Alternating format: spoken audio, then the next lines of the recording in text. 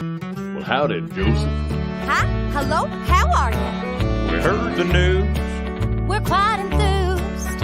and the only thing to do What should we do? is strum this guitar And sing to the stars. and serenade you. You survived, and that's true. I thought I'd send a little wish to you. That is a mighty fine feeling. But hey, let's pick it up. All right. That's more like it. Yeehaw! Play it for Joseph. All right, now where were we? Okay, you're still standing, and that's pretty great. Joseph! You know what? You kicked its butt. It's time to celebrate. Joseph! Wurzel jingle jangle. It's time to do-si-do. So grab yourself a partner and let's see go. Cause it's a Jingle jangle here and a jingle jangle there. A jingle jangle inspiration everywhere. A jingle jangle here and a jingle jangle there. a jingle jangle inspiration everywhere. All right. That's how you celebrate.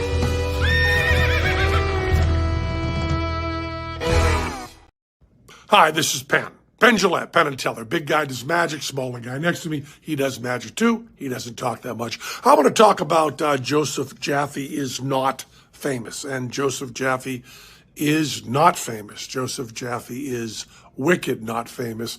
Joseph Jaffe is superlatively not famous. And for good and sufficient reason. I mean, maybe his guests are famous. Maybe his guests are famous. He gets some famous people on his guests, but Joseph Jaffe himself is not famous. That's the important part. You can have famous guests and still not be famous. And if you want an example of that, well, Joseph Jaffe would be a really good example. Teller would do a better job at a talk show, and Teller doesn't talk, which you'd think would be one of the major qualifications of being on a talk show and not being famous. What's that, Teller? Oh, yeah, Teller says, Joseph Jaffe, not famous. Love you. Peace. We are human, we are animals, we crave the ability to be we. I know it's called me Andes. We Andes might have sounded differently, right? Is it a disco now? Yeah, it's the after party, so it's now we go with the flash. My goal in life is to be a laptop sticker. Me too. And despite the best ministrations of your wife, you still look ugly. It's a great honor, Mr. Jaffe. It's always nice to be with you. I'm so happy to be with you. I'm honored. Thanks for doing this too. It's a real service to the community. What a great organization and a show that offers hope, optimism, creative solutions, entertainment. Thank you for doing this, Joseph. It's your gift to the universe and it's appreciated. Very human, and I like that. Look at you! You are insane! How did I do that? You're insane! Well, howdy, partner. Welcome to another episode in the ongoing journey of my foolish attempt of becoming so not famous that you will literally never have heard of me again in the future. Well, you know what I mean. It's a quest to be not famous. Wink. But anyway, I was talking to Mitch Jackson in the green room earlier, and he was saying, I think we have a lot of friends in common. Of course, Deepak Chopra, Penn Jillette. I mean, this man is famous. He's a famous guest with famous clients, and probably some of the other guests on the show as well. Mitch Jackson, Esquire, author of the Metaverse Handbook, will be my guest today. This has been a long time in the making, and I am absolutely thrilled to have him. Wait, we have some comments coming in. Here is a comment from Mitch Jackson that says, I'm looking forward to today's show. I encourage everyone to bring their questions, and moving forward, double down on what we talk about. Let's do this, Mitch. So an imposter, maybe in the metaverse, this is the virtual version of Mitch Jackson. Maybe this is the avatar. David Libby's here. David, welcome. He said, howdy. Well, howdy, partner. And Manos is here, Emmanuel is watching on Facebook today. You can move around. You can watch on MetaBook if you need to on Face Meta, which is busy doing a face plant at the moment. But I'm just glad that you are here, my friend, and welcome to the show. It's just gonna be fun. Why not? I have to coordinate sometimes the voice with the music. So as I was saying, Mitch Jackson is going to be on the show. I am just thrilled by this week's guest, Greg Sattel. I'm still thinking about our conversation. Gene Campbell playing his professional basketball in Portugal at the moment. What a wonderful, wonderful, wonderful man. Mitch Jackson today, and Carol Baskin tomorrow. We're going to talk about cats, apparently. Not dogs, but cats, large cats. And we're fully booked into maybe the second week of March now. So just keep suggestions coming along. If there's someone you want to be on the show, I am at your service and I will oblige. I will also make sure that, as you know, on Fridays, it is NFT Fridays. Matt Sposter.eth will be here. We will hear about Chibi Friends, Chibi Galaxy, Chibi Nation, Chibi Apes, Chibi Labs. Did I say Chibi Labs already? We'll hear about their Verizon partnership. It's going to be awesome. And he's giving away an NFT. I'm not sure of what right now, but give you a little bit of alpha today. I am going to start. I've got a Diamond Dog still to give you. I've got a Sketchy Ape book club to give you. I've got a Fierce Model. So I'm going to start spinning the wheel of names and make sure that you guys get those free NFTs and NFT every week on the show. Maybe my mom, who's watching, is going to win an NFT on my show. That would be awesome. All she has to do is buy some Jaffe coin. Oh, wait, she's already bought some Jaffe coin. All right, you're off the hook, Mom. And Jaffe, by the way, today is well over $9. She said maybe. Okay, buy some more if you need to. But the Jaffe coin is sitting in the nines today. And I just love seeing the value appreciating as we, because I appreciate you, and hopefully I deliver value and you give me value back. And even Steve Garfield in his kitchen gets value on the show. But there are a bunch of ways that you can gain access to our after show on Discord, what I call an NFT access that you can buy into. But more importantly is I want to give you stuff. So if you subscribe to the show on YouTube, and after seeing Mitch Jackson today, why wouldn't you? Of course, that's rhetorical. You would want to see more of people like Mitch by subscribing to the show, by joining the Not Famous Discord. That is how you will get access to the after show, to the stage, and the ability to win NFTs and get free Jaffe. So the reason I showed you that little Jaffe page is not to ask you to buy coin, but to tell you that by registering on rally.io, I'm going to give you coin. Right now, that QR code will give you free Jaffe. There are the first 10 people that shine their smartphone on that QR code and follow instructions.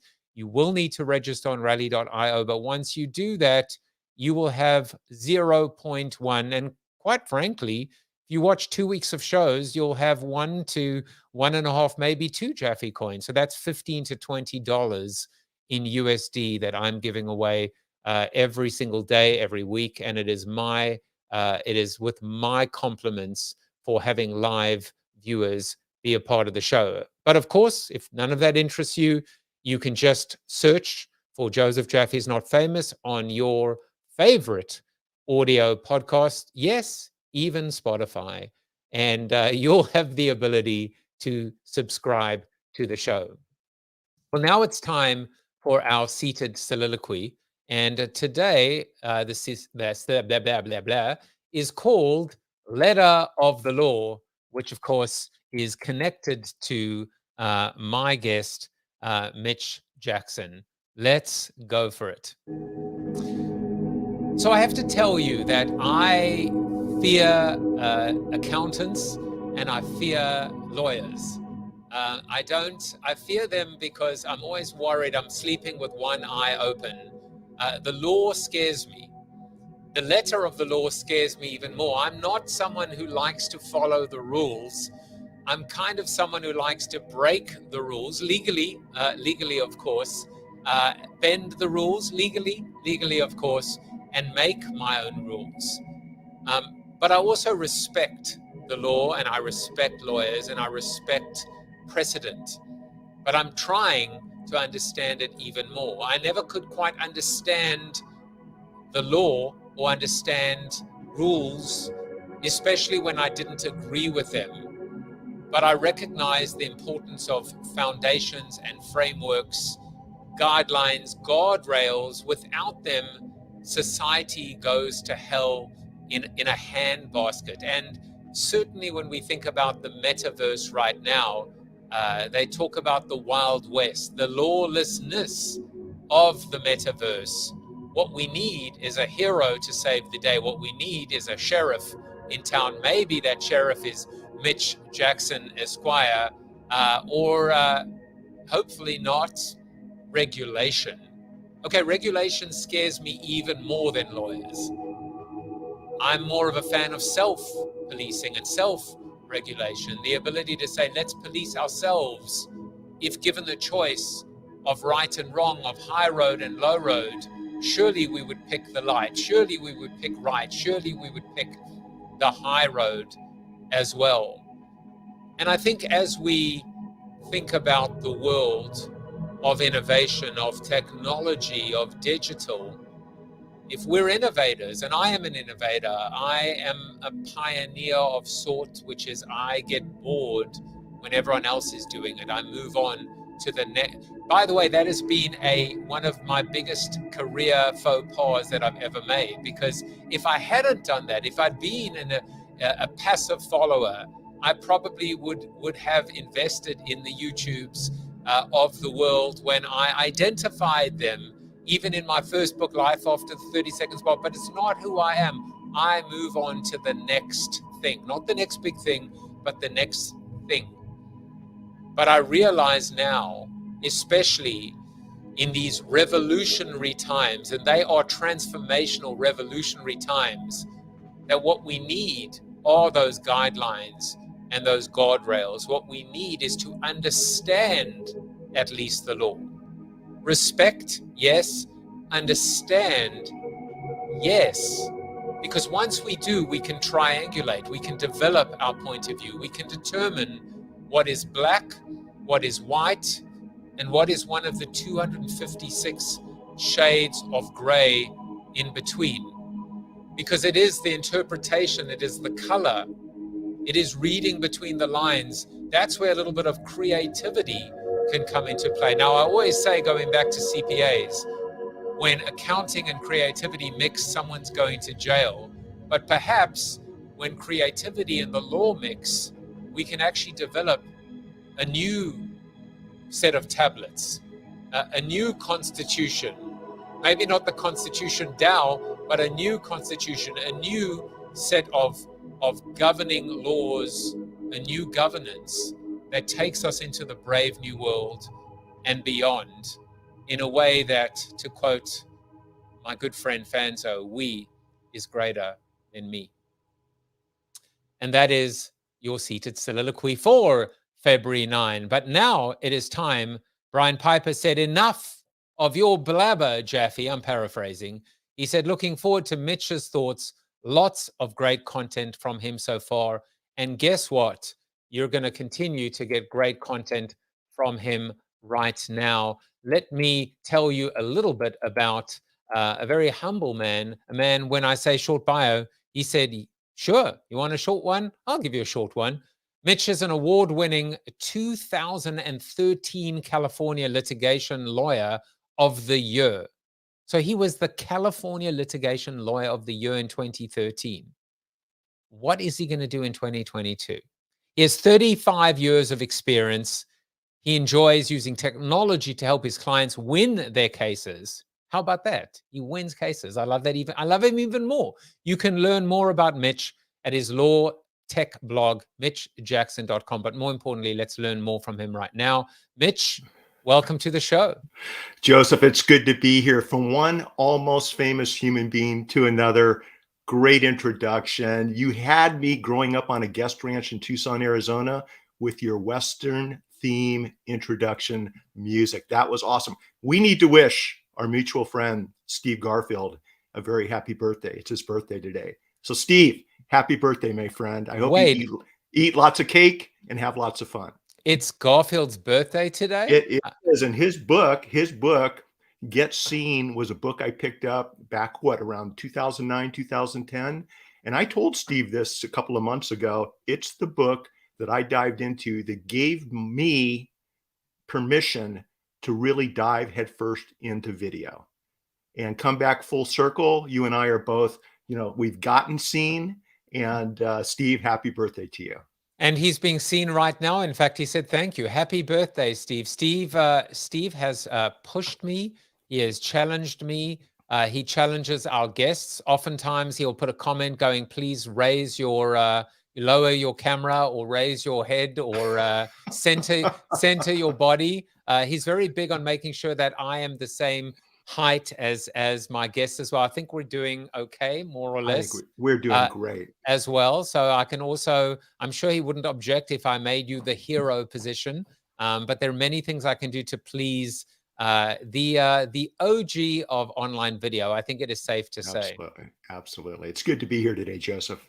No, it's good to have you. And maybe we should, instead of cake, we should send Steve Garfield a bagel. A bagel, or maybe a baker's dozen, because it is National Bagel Day. Now, Mitch, I always try and find something relevant from the day, these crazy days.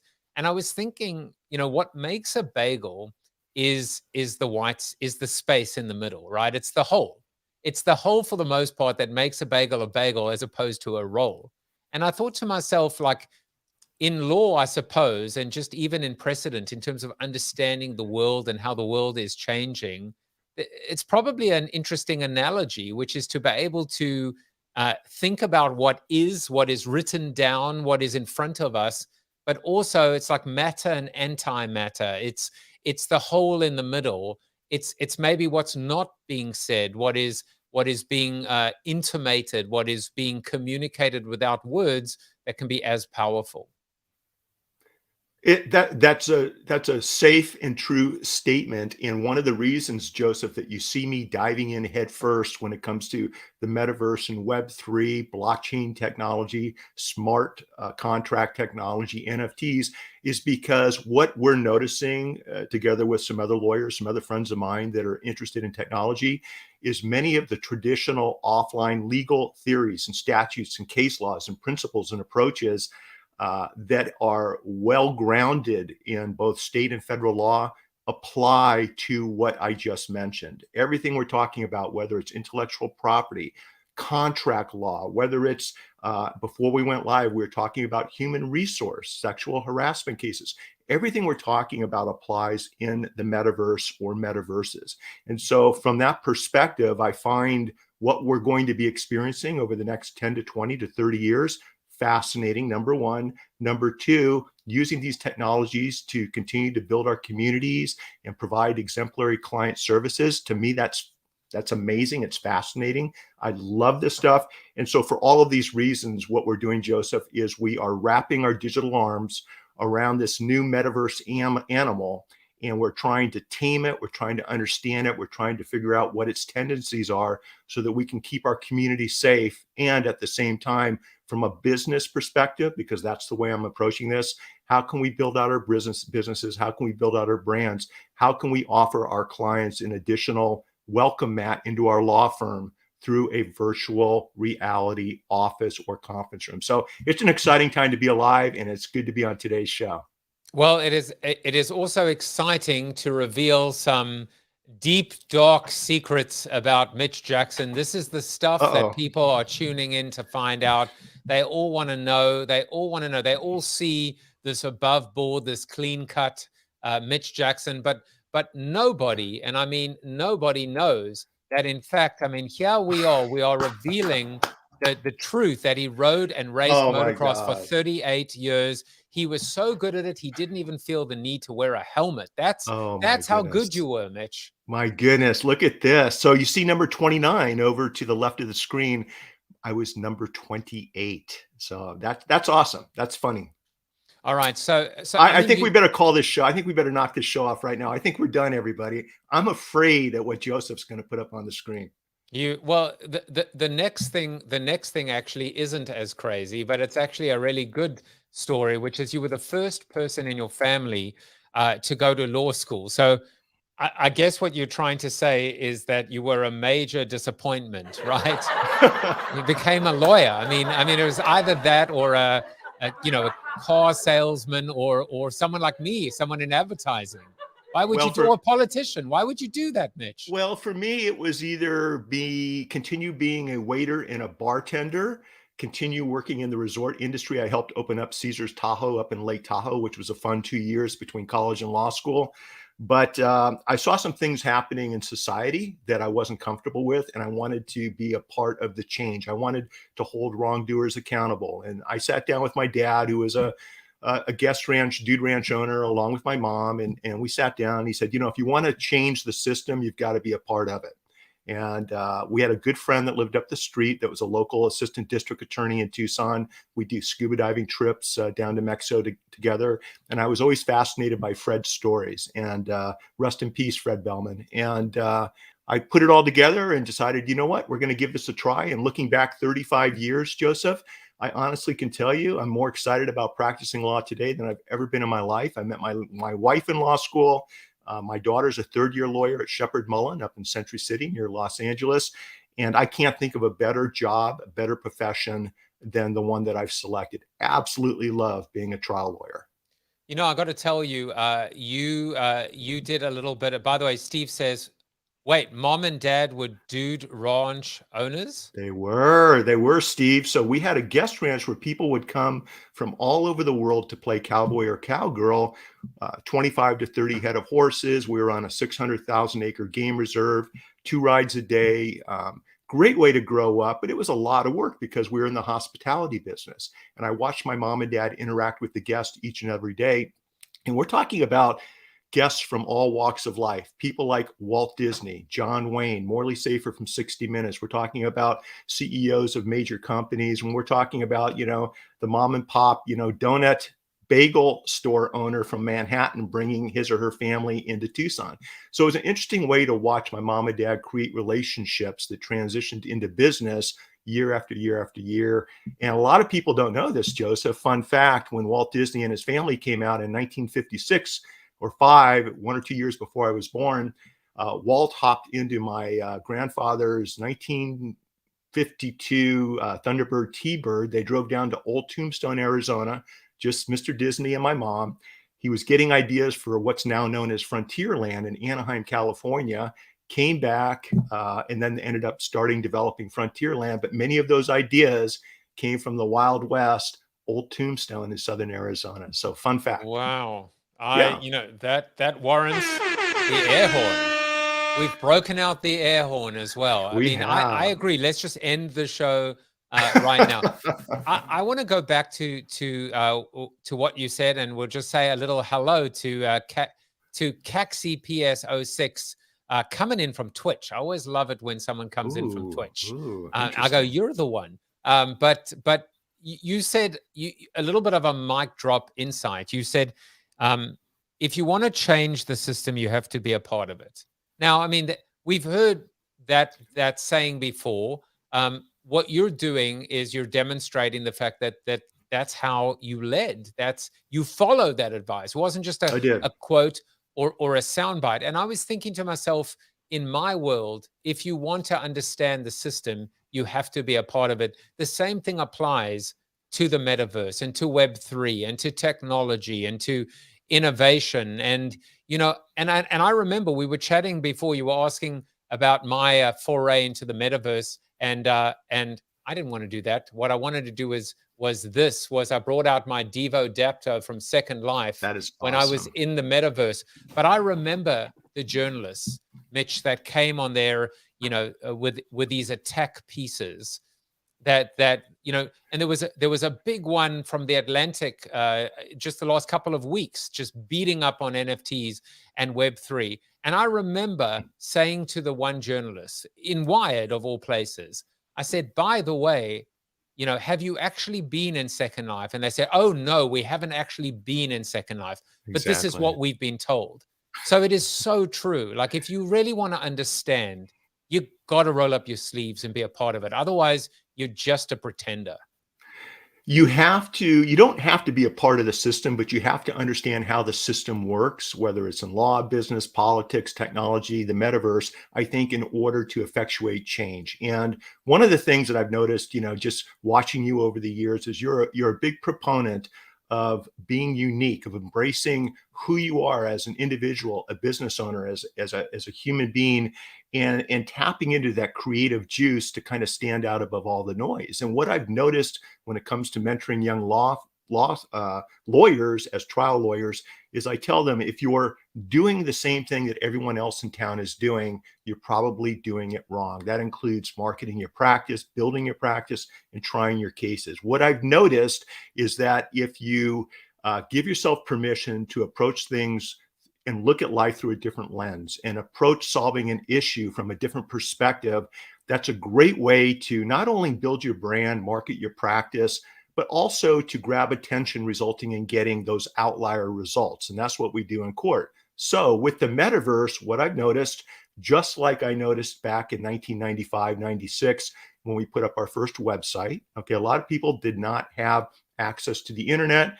They weren't even sure what a website was, but it helped us stand out. Aren't you that lawyer with a website, right? Fast forward to social media, live video, social audio to today with the metaverse. What I'm noticing is not only is this technology, in my opinion, going to change the world much in a similar fashion that the printing press back in the 1600s changed the world, electricity, web browsers, internet. Metaverses are platforms that are going to allow us to communicate, engage, and connect with human beings around the world in a way, in a very intimate way, never before possible. And I'm already experiencing this, and that's why I'm so excited with these platforms.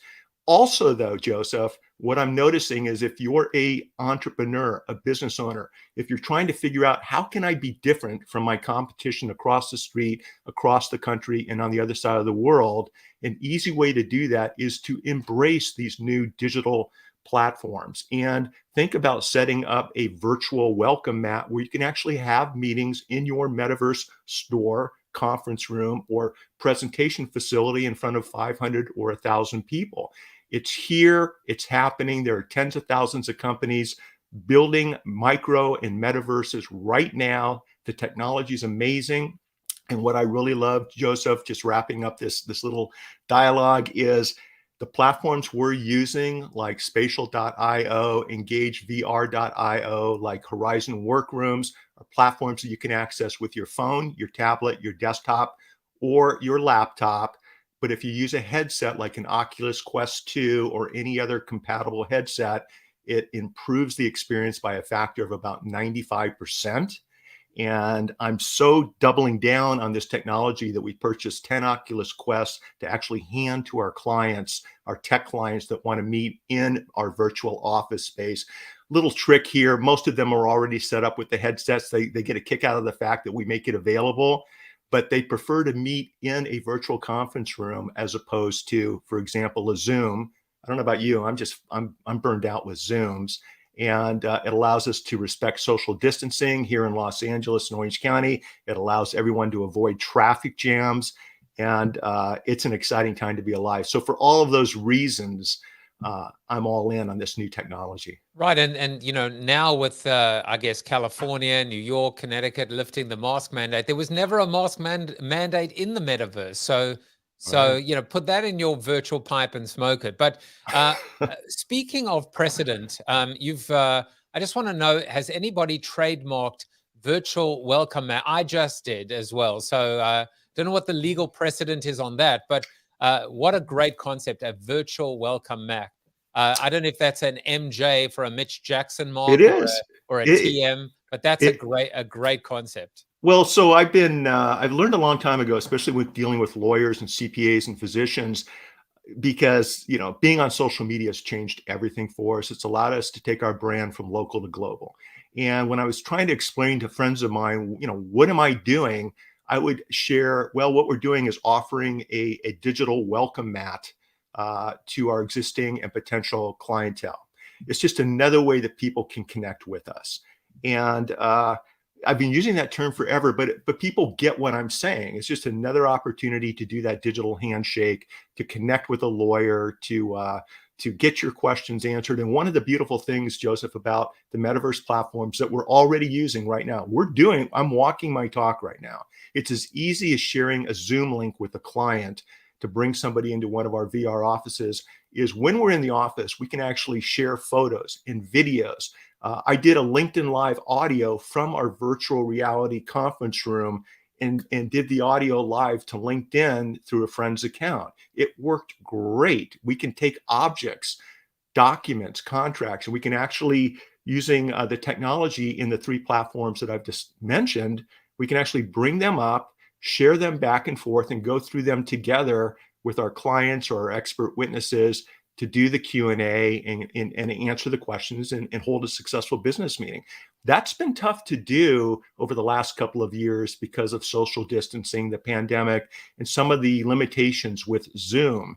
What I've noticed is there's been the stars are in alignment right now. I think the consumer expectations, because of what we've been through, they're much more open-minded to interacting with us in these virtual platforms. I think consumers, well, actually, there are 17 different studies done where lawyers and law firms went from near the bottom of technology to almost towards the top over the last couple of years.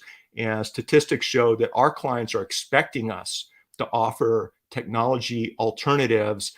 And if we don't, the legal consumer doesn't think we're up to speed and qualified to represent their interests. So I think there's a new mindset from the consumer, whether you're a law client, whether you're purchasing tires, whether you're, doing exercise routines, whether you're consulting, that didn't exist 3 years ago. And because of that and 5G technology catching up, because of that and inexpensive headsets, $300 or less for an Oculus Quest 2, that's wireless and works great. I think what we're seeing is just a new permanent pivot that society's taking. And the more people that come into the metaverse, Joseph, I think the more people who will be evangelists like I am for what it offers, what it can do, and the value it brings to all of us. I have a ton of questions I want to right, ask bring you. them on. But before I do that, JS Gilbert is here, and he said 2 of my favorite people. JS. Hi, guys. And then JS says, I need to see how my Jaffe coin is doing. I haven't checked it in a while. But Brian Piper says, Jaffe's up 150 in the last week. I got to tell you, Jaffe is almost where it was before crypto winter, whatever the hell happened. So I'm pretty happy with where everything is going. It has been very hairy over the last month or two. JS says, I remember when there was an unwritten rule where the only advertising or promotion that attorneys did were in the yellow pages. But I guess now they can advertise their services in social audio, in the metaverse. All bets are off. Absolutely. So here's the thing. Each state is different. You have to comply with your state bar rules.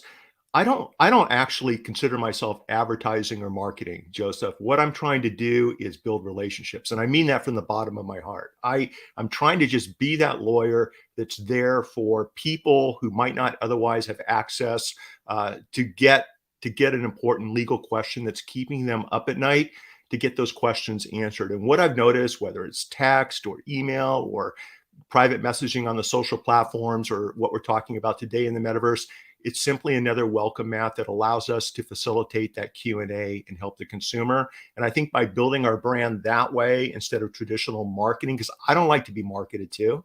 I don't. I don't like receiving spam phone calls. I don't like getting junk email and spam email. And so everything we try to do is we try to add value. We try to make a difference. We try to do the right thing. And if you follow me on social media, you know where I stand on all the social issues. And for people that understand where I'm coming from and agree with me, good for you, you're right. And for everyone else, I really don't care. And so it's one of these things where once you have the mindset to just be real and to try to add value and just be true to who you are. And moving forward in 2022, what I'm talking to young trial lawyers about, Joseph, is when we're trying cases moving forward, we're going to lead with empathy in the courtroom because everyone's been through a heck of a lot. And we're going to allow compassion to serve as our compass. And those are my two guidelines, both in court and on digital and in the metaverse. We're going to try to do those two things moving forward. It's not easy, but we're trying. You got to connect with this man on social media, but most importantly, if you want to duet a sea shanty with him on TikTok, all right. He's on TikTok. And Mitch said to me earlier, he said, what do you mean duet a sea shanty? And I said, come on, Mitch, don't you know that there once was a ship that went to sea. The name of the ship was a Billy O.T. The wind came up and blew it down. And anyway, we will not do any more of that. But if I knew the words, I'd jump in. I don't know the words. What are you doing on TikTok? Or have you put your stake in the ground because you are a pioneer? So here's the thing. I jumped on TikTok early, and what I tried to do was just share some war stories from some of my trials, some of the funny experiences of being a lawyer.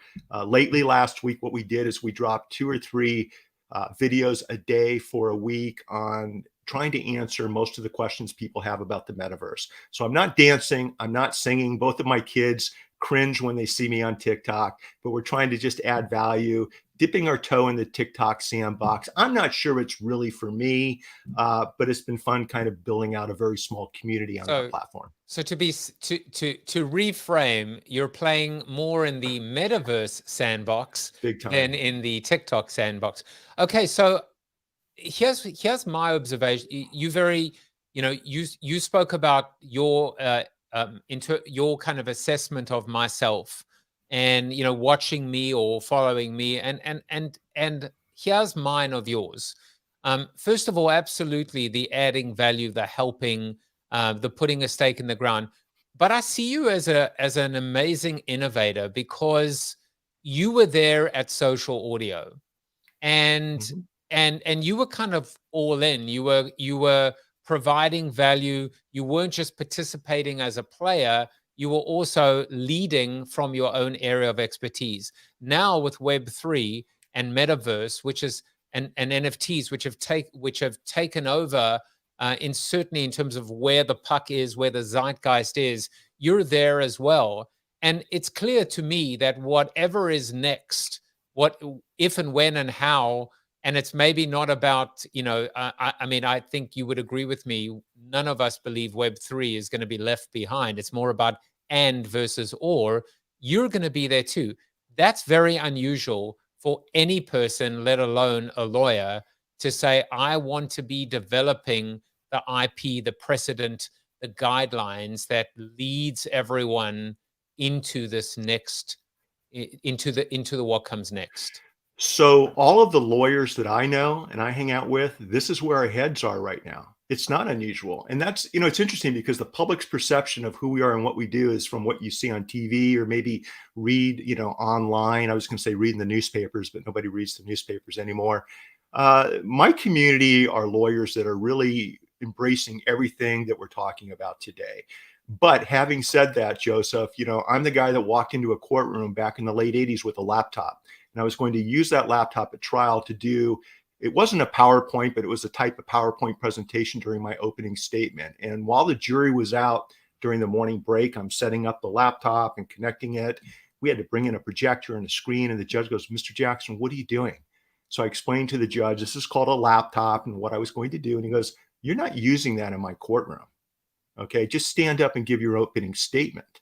And fast forward to today, if you walk into a courtroom, you're not going to see lawyers without some type of electronic device using digital, applications to present a Dateline or 2020 type of presentation.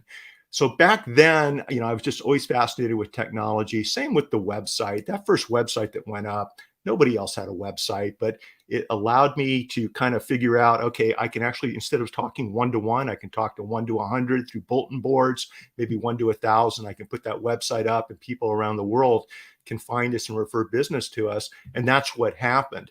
I've never been accused of being the sharpest knife in the drawer, but like you mentioned early on, Joseph, I've always kind of wanted to push the boundaries just to have fun, try new things. I think that's what keeps life exciting. And I will tell you that because I was early on social, and especially with live video on a platform called Spreecast. Spreecast came out early, everyone, during 3G. Jeff Floor, who is the co-founder of StubHub, after he sold StubHub at 25 or 27 years old, realized there wasn't any live video on social media. So he created Spreecast. They reached out to me and I agreed. My friends were saying, why would you want to be on a live video show? What if you say something wrong? What if you make a mistake? I thought it was pretty cool. Said I'd do it, and I started appearing on Spreecast. And within the first couple of weeks, I found myself on shows with Katie Kirk, Peter Diamandis, Anderson Cooper of CNN, just some amazing, Sally Hogshead, people that I would not have ever met, Gary Vaynerchuk, had I not been on live video. And so for me, it's like taking that risk, that calculated risk, just being true to who I am, learning with each show, how to go about doing what we're doing. And I see everything that was available to us back then that allowed me to build my brand and build my practice. It's 100x today, February 2022, with the metaverse or metaverses, with virtual reality, with Web3, smart contracts, blockchain technology. When you talk about crypto, how are we going to do commerce in these virtual platforms? You're not going to be able to pull out a $100 bill and pay somebody. You're going to need digital currency to do these transactions. And that's why there's going to be a lot of hiccups. There's going to be a lot of speed bumps. I shared a tweet back in October of 2021 where I was predicting that 98% of the NFT projects that we're seeing back then are going to fail, but that 2% that are successful are going to change the world. And I stand by that today, whether it's the metaverse platforms, virtual reality, everything that we've already discussed. A majority of these platforms are going to fail, but the ones that succeed are going to be leading the way for the next 50 and 100 years. And I want to be a part of the process. I want to know the players. I want to have some input from a legal perspective on what people can and can't do. And for your audience that wants to get involved with everything we're talking about, pay attention to intellectual property, pay attention to copyright, pay attention to trademarks, pay attention to the right of publicity, pay attention to the right of privacy. All of these IP rights specifically apply to the metaverse platforms. And if you can wrap your head around what works, what's appropriate, what's okay, and what's not, you're going to be in good shape. If you're violating somebody else's copyrights with an NFT drop, you're going to find yourself, at the wrong end of a lawsuit. Even if you think you're right, it can take you years and literally hundreds of thousands of dollars to prove that you're right in a court of law. So what we've learned, Joseph, is by taking people by the digital hand early. And for example, in my post earlier this week, I said, look, if you're going to do a big NFT drop, create a corporation. Do business as a legal entity, okay? No legal advice is being given right now. Check with a lawyer in your state, but generally speaking, you want to create a legal entity. Then you want that legal entity to create a sub-legal entity. That sub-legal entity handles NFT drop number 1. If you're going to do a separate drop, you do another sub-entity for NFT drop number 2. There are all types of legal protection called corporate veils. There's all types of things that will protect your personal assets from your business liabilities. All of these things we've been doing offline in the real world for 3 decades, they apply even more in today's world because number 1, more mistakes are being made online than ever before. Number 2, it's easier for someone to, click and say, hey, Joseph did something wrong. I'm going to hold him, her, or they accountable. And so we need to be careful with how we're approaching what's moving forward. We're watching it right now in real time in the NFT space. There's a lot of really fascinating things happening. For example, I'm speaking at Brian Clark and Joe Paluzzi's event in Scottsdale at cex.events. And what they're doing, Joseph, is they're offering tickets in the form of NFTs. So you purchase their CEX NFT and it gives you access to the event. But those are unlockable NFTs. So once you're there, you might have backstage access, you might have access to next year's event and the event thereafter. When I heard they were doing that, I was like all in on being on stage and being a part of the event, because that's a traditional business venue using the technology that we're talking about to provide a better experience for the attendees of that event. It doesn't have anything to do with Bored Apes. It doesn't have anything to do with CryptoPunks. It has to do with using a technology to provide a better service. And so for me, with my business hat on, that's why I'm interested in everything we're talking about. All right, so I've got a bunch of questions relating to what you said, but also that kind of talk about this bridge or transition, because you say that you're operating at the intersection of the metaverse, Web3, law, and tech, and it made me think of this. This is what the intersection looks like. It's a not my intersection. Yeah, it's a very busy intersection, but listen, it's like the old analogy that says, I'd rather, the only thing worse than a full club is an empty one, right? Or a full bar is an empty one. But I wanted to ask you just a few quick questions as we think about precedent. You talk about copyright and infringing on copyright and IP. What happens when the collection in question is from a set of founders that are not docs, that are completely anonymous?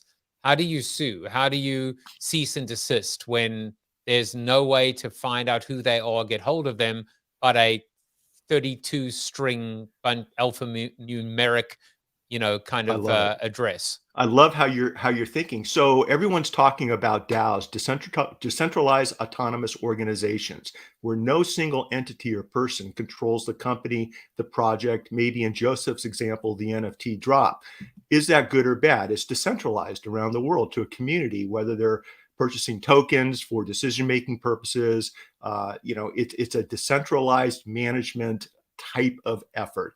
Is that good or bad? A lot of people are saying it's great. But what you just said is the biggest challenge I have with that type of business model. If someone's doing something wrong, if someone breaks the law, how do you hold them accountable? How do you find out who the wrongdoers are? How do you, where do you file a lawsuit or a claim? Where's the proper venue or jurisdiction? There are a lot of issues with DAOs right now. Will DAOs even hold up in a court of law? That's the next issue. What I see are companies, instead of going with a traditional corporation or limited liability company that's been tried and proven in all states across the country, they're leaning towards creating a DAO. My question is, well, why do you feel the need to do that? And then they expect that DAO to hold up in a court of law, and it may not, because it's not a tested legal entity. I love the idea, Joseph, but it's riddled with problems. Oh, man. I'm glad you brought that up, because I got more ideas. So first of all, we'll go from the. Are we gonna do a glass half full though, or a glass half empty? I'm always half full. In fact, I'm overflowing. And in fact, I once heard that the real definition of an optimist is not half full or half empty, but when the glass is cracked, you have, and broken, you have the faith that one day it will be full, it will be fixed and full and overflowing again. I love that. That's my definition. So as I said, we're going to go from the ridiculous to the sublime, because JS says, how do you bribe a jury in the metaverse? Don't answer that. But I will. Here's what I will say, which is the answer. If somebody breaks the law, you take them to the virtual Supreme Court, and I want to see virtual Sotomayor, and virtual Kagan, basically voting in favor. But okay, I have a real question for you. Did you see my virtual courtroom? No. So in Engage VR, there's a virtual courtroom. And when you and I go in, it looks like we're in a traditional courtroom with a jury box council table, a display, and we could actually adjudicate issues in a virtual world. I just wanted to share that with you because it kind of is a use case of how this can really work. But please, Joseph, go ahead. I didn't mean to interrupt you.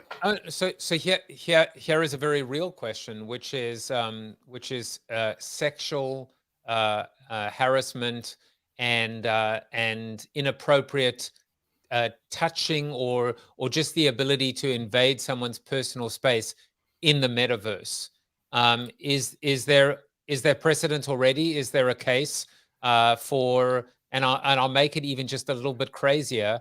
Not crazier, but just I'm not talking about male female. I'm talking about red dragon and green zombie.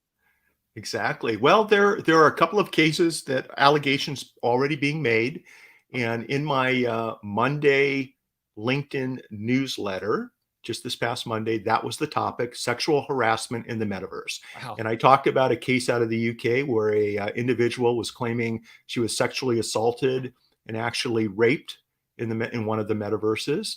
I talked about another case of a CEO inappropriately continuing to rub up his avatar to a team member and saying inappropriate things. For those of you that haven't had headsets on in the metaverse, you need to understand it feels like you're in the same room with somebody. When Joseph walks up to me, I feel like I can reach out and knuckle bump him. It's a very intimate type of situation. There you go. And it really does. And so what we're talking about, Joseph, though, just quickly, is just HR departments, human resource departments need to set parameters and probably offer some type of training to remind everyone that what's appropriate offline applies to what your activity and conduct is online, including the metaverse. Jared Jacobson Law says, love it. Jared. Hey, Jared. And so good to see your fans are coming in as well. I was trying to find a quote for you, and this is the quote that I found. I really loved it. It says, "People are more afraid of the laws of man than of God because their punishment seems to be nearest." So I suppose that's William Penn. I suppose it's important to be able to define what these guidelines and parameters are, and luckily for you, degens out there watching the show, you've written a book which comes out in 2 weeks' time. Timing is everything. Fingers crossed. The Metaverse Handbook: How to Create, Market, and Sell in a Virtual World. Tell us about the book. How much LA law or Sandbox or Decentraland law is in here versus just being able to ladder up to understand the dynamics of what Metaverse brings to the table? Well, thank you for sharing the book. Hopefully it'll be out in about 2 weeks. The challenge is I keep getting ideas for new chapters that we're still putting together. But the idea came from, I've got a large global community. A lot of my friends want to extend a portion of their practice, their business, their services into the metaverse. And so I'm getting connected. Mitch, where do I start? What do I do? So I put together a book where these are the tools that we're using. These are the platforms that we're using. This is how we're using them in a very non-technical, probably a weekend read, if you're a fast reader, to help friends of mine get up to speed with what we're doing, because it's working well. And I can tell you, in 3.5 decades of being a business person and practicing law, I haven't seen anything that's got me more excited to do what I'm doing than the metaverse upside right now. And so that's what the book's all about. But it's not just tools. It's not just what type of headsets, what type of internet speed, what platforms to go to, because we lay all that out. But there's a chapter on how to communicate when you're in the metaverse, Joseph. One of the big challenges is avatars will show up, and I've had some friends that are gifted keynote speakers show up in a room and the avatar is stationary, not moving at all.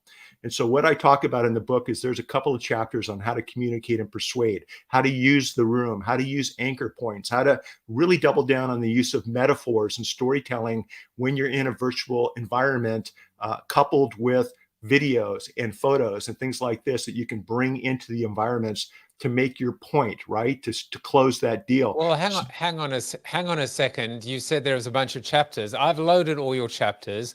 Let's pick a random one and see what the Wheel of Names says we should talk about. What the heck did you do there? That's impressive. This is the Wheel of Names. This is where we get... Ooh. It may not even DeFi. I don't know who's applauding.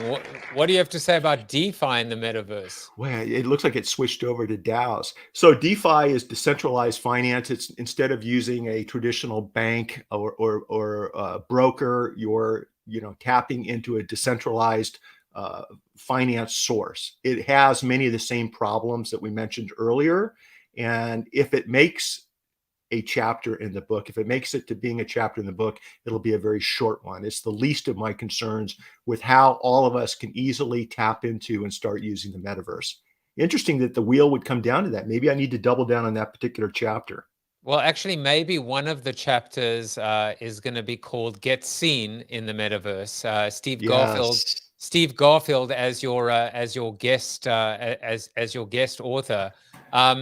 We are almost at the top of the hour, but the good news is Jared Jacobson Law says going to be an amazing resource. We are going to go into the 2.5 something verse. We're going to go into Discord in about 5 minutes. And if you want to continue the conversation with Mitch and myself, I am going to go ahead and post that link. It certainly helps if you are a regular, if you are already in my Discord server, if we are already connected. But that's where I post ways for you to win NFTs. That's where I post daily giveaways. That's where I post the bios of my guests. And that's where the after show takes place. But we actually have time for one more thing. And then I'm going to make sure Mitch's key details are shared with you. It is Wellness Wednesdays. And amidst all of this change, even avatars have to think about nutrition. But here's what Whitney had to say, Whitney Lauritsen, about nutrition. Today's wellness tip is nothing new, but I think it's an incredibly important reminder that I need to think about every single day, and that is what food and beverages I'm putting in my body.